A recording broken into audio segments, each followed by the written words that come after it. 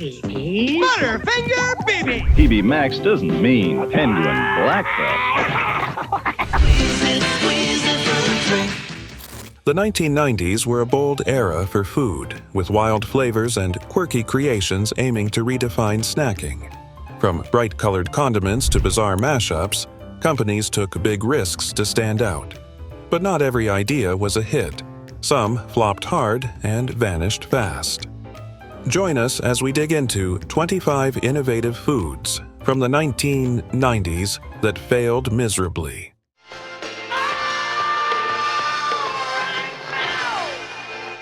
In 1992, PepsiCo attempted to shake up the soda market with Crystal Pepsi, a caffeine-free, clear cola that resembled water but had the taste of traditional Pepsi. It was marketed as a healthier, pure alternative in the wake of the early 90s wellness craze. Despite a flashy launch and a memorable Super Bowl ad, curiosity quickly gave way to confusion, as consumers expected a lemon-lime flavor based on its appearance. Still, they got something oddly flat and sweet instead. The mismatch between look and taste created cognitive dissonance, leading to disappointment. Sales plummeted after initial hype, and the drink was pulled by 1994. Crystal Pepsi became a symbol of overhyped innovation, an ambitious misfire that looked refreshing but tasted like failure. Crystal Pepsi dazzled with its clear allure, but could OK Soda's quirky branding sparkle or fade away? And shares our belief that things are going to be okay. Few marketing experiments were as bizarre as Coca-Cola's OK Soda in 1993. Aimed squarely at cynical Gen X teens, the drink came in minimalist cans with abstract, artsy illustrations and ironic taglines, such as, "What's the point?" The soda itself was a citrusy, slightly spiced cola blend, similar to a flatter version of RC Cola. The campaign was intentionally anti-brand and postmodern, banking on reverse psychology to connect with skeptical youth. But consumers weren't buying it, literally or metaphorically. OK Soda never reached national distribution and flopped hard in its test markets. It was discontinued by 1995. Its failure proved that being edgy without substance and producing a mediocre product won't win over even the most disenchanted audience. These are called Orbits. They're a drink that were produced in 1997. Launched in 1997, Orbit's soda resembled a lava lamp more than a drink. Manufactured by Clearly Canadian, this futuristic beverage featured a non-carbonated, fruit-flavored liquid with floating edible gelatin balls suspended throughout. It came in quirky flavors like pineapple, banana cherry, coconut, and raspberry citrus. The drink's alien appearance initially intrigued consumers, but the novelty wore off quickly. Many found the texture off-putting. Drinking Orbits felt like gulping down bits of soggy candy. Its strange consistency, confusing flavor combinations, and high price tag alienated mainstream buyers. By 1998, the product had vanished from shelves. Orbits lives on today more as a curiosity in internet retrospectives than as a fondly remembered beverage of the 90s. Pepsi AM was a version of Pepsi that was meant to be drank during the morning hours. In 1990, Pepsi made a bold move into the breakfast market with Pepsi AM, a soda formulated with 28% more caffeine than regular Pepsi. It was designed for morning drinkers who craved an alternative to coffee but still wanted their caffeine fix. However, the product never gained traction. Most consumers weren't ready to replace their morning brew with cola, and the drink's taste, stronger and slightly more bitter, wasn't well received. Additionally, the idea of drinking soda for breakfast didn't sit well with the health-conscious trends that were starting to take root. Despite limited test marketing, Pepsi AM was pulled from shelves within a year. Its failure highlighted the limitations of rebranding soda as a sunrise staple. Pepsi AM woke up the market, but did Lifesaver Soda's candy-inspired fizz satisfy taste buds or confuse? Lifesaver! This is Karen sucking her thumb, trying to get her to stop. What if your favorite candy came in a bottle? That was the idea behind Lifesaver Soda, released in 1995. Nabisco, the brand's owner, hoped to capitalize on Lifesaver's iconic flavors by turning them into fizzy drinks, such as Fruit Punch and Orange Splash. While the branding was colorful and instantly recognizable, the reality fell flat. Consumers found the flavors too syrupy and artificial, lacking the refreshment expected from soda. The overwhelming sweetness made it more like drinking liquid candy than a thirst quencher. Worse, people couldn't dissociate it from the sticky feeling of eating too many sweets. Sales fizzled quickly, and the drink was pulled from shelves within a year. Lifesaver soda proved that some treats should stay solid. PB Crisp, PB Crisp, PB Crisp. The sweet taste that is destined for fame.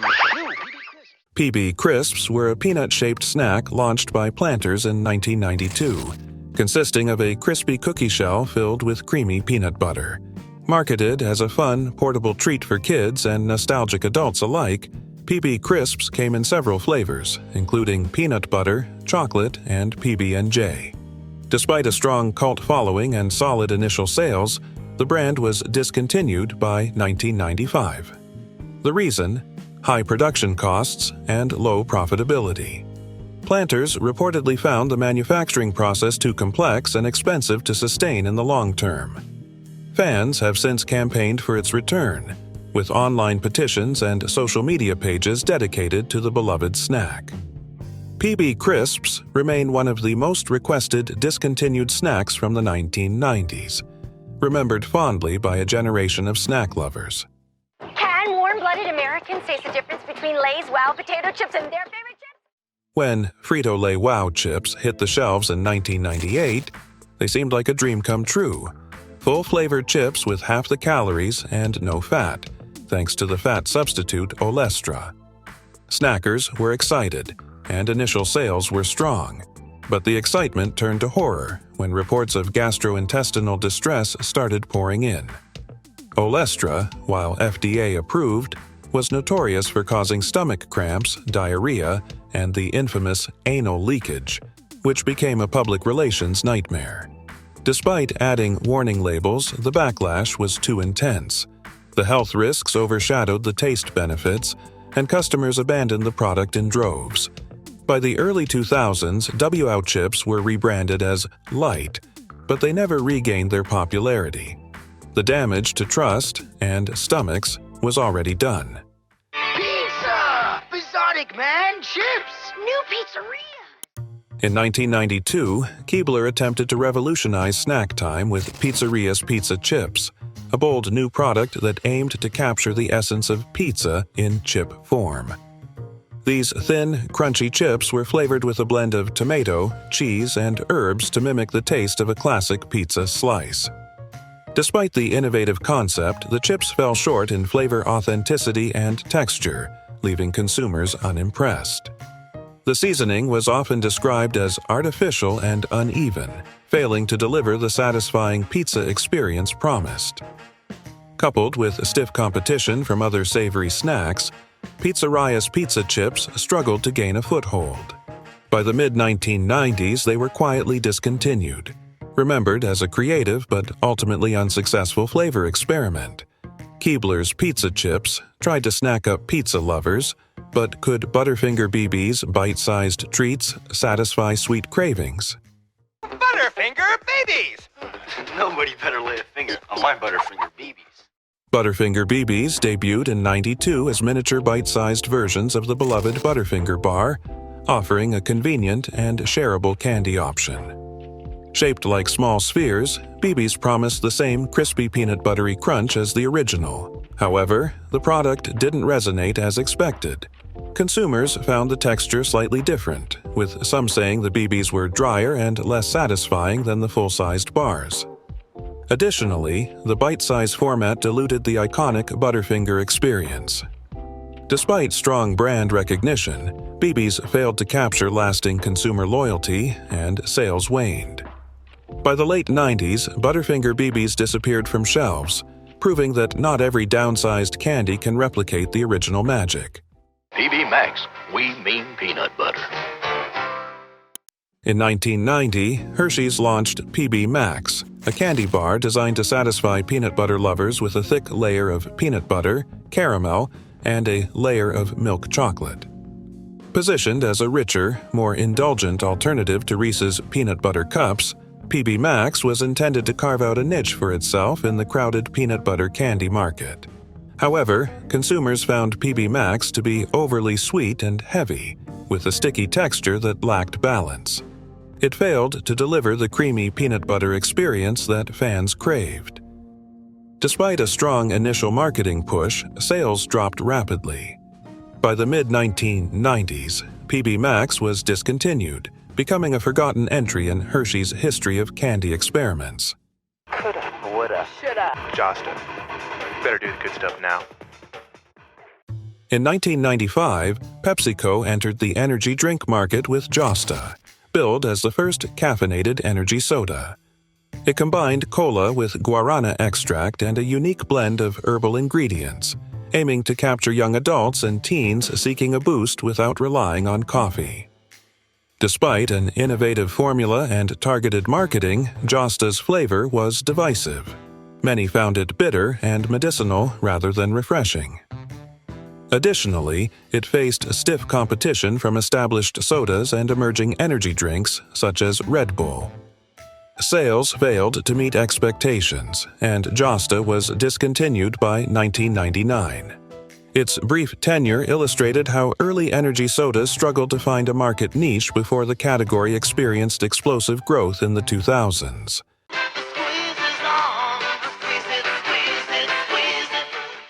Launched in the mid-1990s, Squeeze-It was a brightly colored fruit drink marketed primarily to children, featuring a unique squeezable bottle and fun flavors like Chucklin' Cherry, Berry Bee Wild, Grumpy Grape, later changed to Gallopin' Grape, Silly Billy Strawberry, Rockin' Red Puncher, Mean Green Puncher, Smarty Arty Orange, and Troppy Tropical Punch. The product aimed to differentiate itself from traditional juices by being portable, mess-free, and appealing with its quirky packaging and mascot.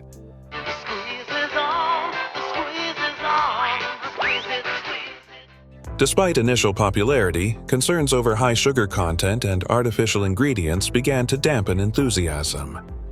Parents and schools started to push back against sugary drinks, and competitors offering healthier options quickly gained favor. Additionally, the novelty of the squeezable bottle wore off. By the late 1990s, Squeeze-It's sales declined sharply, and it was discontinued. The brand resurfaced briefly years later, but its initial failure highlights the shift toward healthier children's beverages in the 1990s.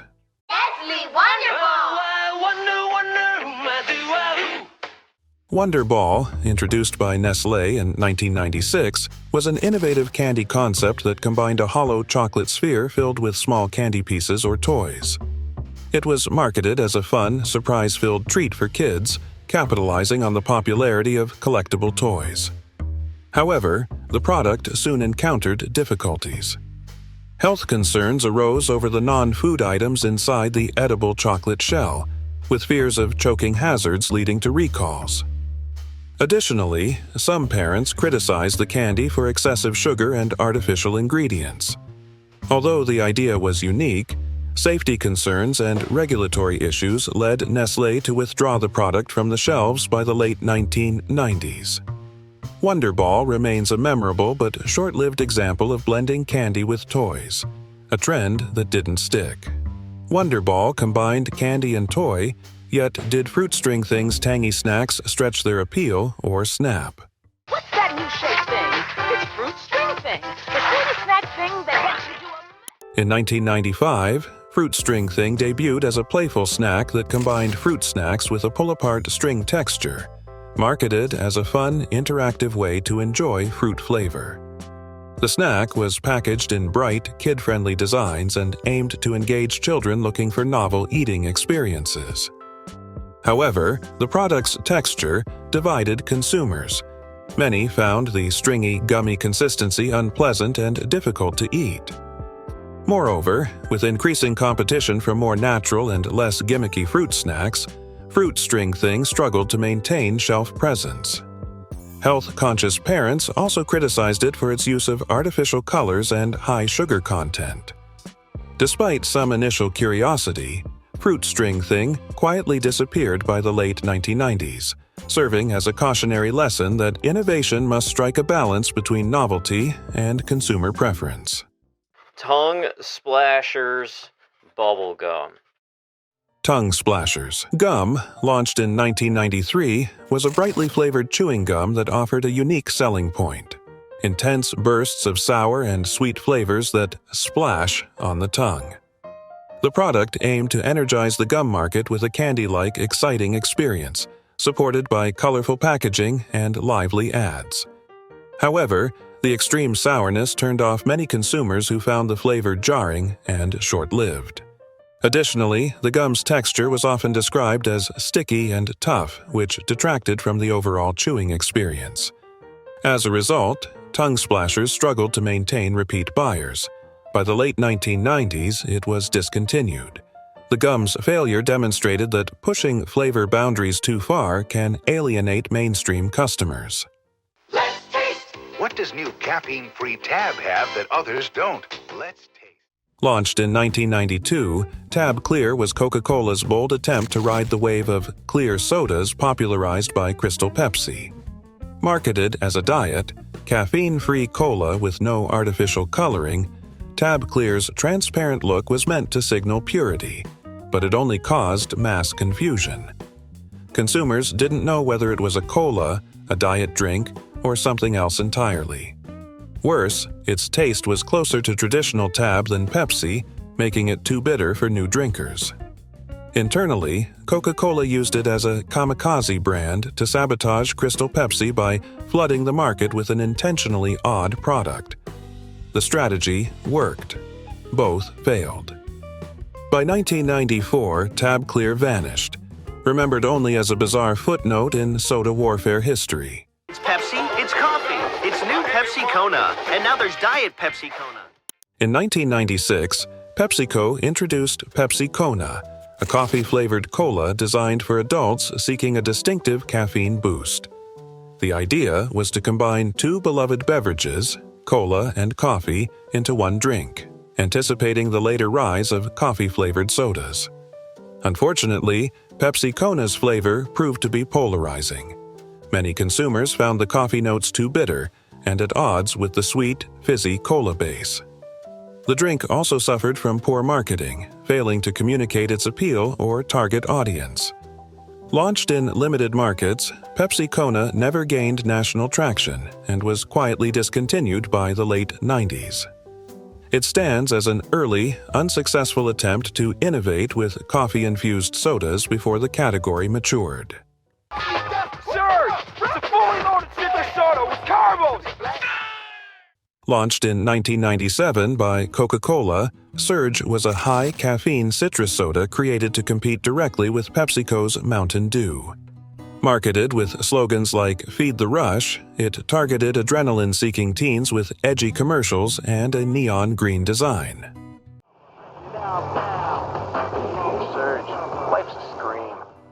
Unlike Mountain Dew, Surge had a slightly more orange-forward flavor, but the difference wasn't enough to win over loyal Dew drinkers. Though it developed a cult following, parents criticized it for promoting hyperactivity due to its sugar and caffeine content. By the early 2000s, sales plummeted as the extreme sports craze fizzled out and energy drinks like Red Bull surged ahead. Coca-Cola discontinued Surge in 2003, though fan petitions would later revive it briefly in 2014 as a nostalgic limited release. It means there really is a Pop-Tart cereal. New Kellogg's Pop-Tarts Crunch cereal, part of this complete breakfast. Pop-Tarts Crunch cereal, introduced by Kellogg's in 1994, aimed to turn the iconic toaster pastry into a breakfast staple. Shaped like mini Pop-Tarts and filled with fruit or chocolate flavoring, the cereal promised the taste of the original without the need for a toaster. However, it quickly became notorious for its excessive sweetness and hard, mouth-shredding texture. Many parents deemed it more of a dessert than a nutritious breakfast, and kids found the crust-like coating off-putting. Despite heavy marketing and brand recognition, it failed to gain long-term traction. By 1995, it was pulled from the shelves. Although a revival attempt in the 2010s sparked brief nostalgic interest, the original 1990s version is remembered more for its dental risks than its flavor. Discontinued Pepsi, Tropical Chill from 1991. Pepsi Tropical Chill was launched in early 1991 as part of Pepsi's Wild Bunch test lineup, available from February to April in limited U.S. markets like Tulsa and Bloomington. It combined Pepsi's cola with pineapple and orange flavors, packaged in a brightly colored can. Alongside Strawberry Burst and Raging Raspberry, it targeted teens attracted to vivid, fruity colas with neon-themed branding. However, the flavor failed to connect with consumers who found it artificial and confusing. As a result, Pepsi quickly discontinued the entire trio within a few months. Pepsi Tropical Chill was Pepsi with pineapple and orange added, but like the other flavors, it didn't last long. By mid-1991, Tropical Chill had disappeared from shelves, marking a curious and short-lived chapter in Pepsi's flavor experiments. You super sprinkle Dunkaroos! You can get into it because of what we put into it! Dunkaroos, introduced in the early 1990s, quickly became a beloved snack. A small package containing cookies paired with a sweet frosting for dipping. Marketed as a fun, interactive treat for kids, its quirky kangaroo mascot and flavorful cookies made it a staple lunchbox item. However, by 1998, the original formula was discontinued due to rising health concerns over sugar content and changing consumer preferences toward healthier snacks. Despite its popularity, nutritional scrutiny in the late 1990s prompted many snack companies to reformulate or discontinue sugary products. Dunkaroo's original iteration became a nostalgic memory until a reformulated version was reintroduced years later. The discontinuation underscores how health trends began reshaping the snack food landscape in the 1990s. Hubba Bubba Squeeze Pop and Sour Apple. Hubba Bubba Squeeze Pop was a novelty candy introduced in the late 1990s by the W.M. Wrigley Jr. Company, a subsidiary of Mars Incorporated. This liquid candy came in a squeezable tube and was available in flavors like sour apple, sour watermelon, and sour blue raspberry. It was marketed as a fun, on-the-go treat for kids, combining the appeal of squeeze tubes with bold, tangy flavors. Despite its initial popularity, the Squeeze Pop was discontinued in the early 2000s.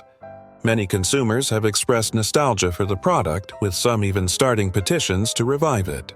While the original Hubba Bubba Squeeze Pop is no longer available, similar squeeze tube candies are still produced by other brands. However, they don't quite capture the same experience as the original. Super combo only from Campbell. Good food fast. In the 1990s, Campbell's introduced Super Combos, microwavable meals combining soup and a sandwich in one convenient package. Intended for busy consumers seeking quick, hearty lunches, Super Combos featured compartmentalized trays with soup on one side and a sandwich pocket on the other. However, the product faced major quality issues. Microwaving often left sandwiches either soggy or rubbery, and the soup lacked freshness compared to canned or homemade options.